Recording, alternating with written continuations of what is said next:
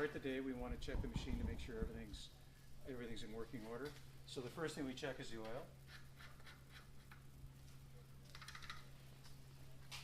And we want to have the oil up to the full line, which is right there.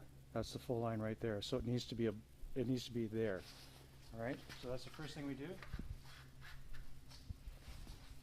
And we check the fuel to make sure we have enough gas for the day. But what needs to happen is this should be filled up. This thing should be refilled every day after work. No exceptions. So, yeah, we've got fuel, so we're good. Okay, and the tires look good. Rakes are up.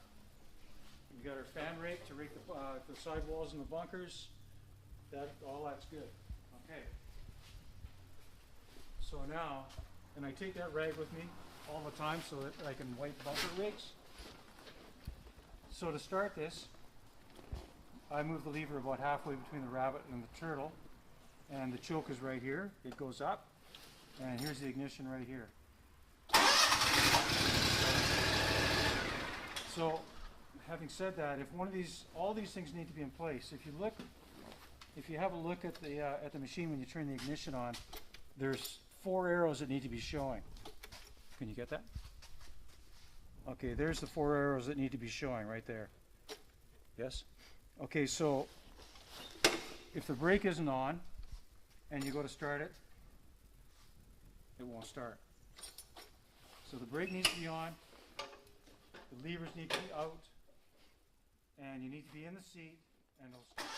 Okay, so once we're operating the machine, for me to go forward, I need to pull the handles together and then push forward. All right, that's forward. If I want to go back, I pull the handle back towards me. If I want to turn that way, let's see. Yeah, I got to pull this back or push that forward, one of the two. See, that's where I get screwed up. and if I want to go that way, then I push this forward and pull this back. So it's like you're driving a tank. Pretty much, yeah. Of all the vehicles I've driven at the golf course, this is by far the most fun vehicle to drive. So, and the brake needs to go off obviously before we go anywhere. And to engage the rakes, we have the handle right here, and this obviously needs to be down, but here's the button to engage the rakes. That's up and that's down. It's fairly self-explanatory. What else? Is there any tips or tricks to operating the machine, like as far as speeds around the golf course or anything that's tricky? It's a bit of a challenging machine to operate, but once you get the hang of it, it's quick. Okay. Don't drive this machine at full speed, because the first thing that'll happen is you'll lose your mat in the front, and we need the mat to get into the bunkers to protect the grass. So I operate, personally I operate right there. I have the lever just so it's almost even with that rivet right there, and that's the speed I go at. 3/4 throttle? It's about 3/4 throttle, yeah. Yeah, and that's where I operate at. And when I'm doing the bunkers, it's the same speed. And it takes a while to learn how to use this machine, but when you figure it out, it's great, it's fast, it's efficient, and it's very comfortable. We use that. The first thing I do when I get to a bunker is I blow it out. Quite often they've got leaves or needles or sticks or whatever. So I like to have the bunkers squeaky clean. So I blow it out first. And then the second thing is to rake the sidewalls, which is done with this. And then we use this mat.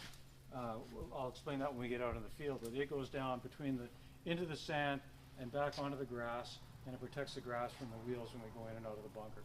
So over the course of the season, we're getting less wear on the edges of the bunker. And I think that's about it. Cool. And what type of fuel in this? This is straight gas, period. Excellent. And it gets filled every day after work. Perfect.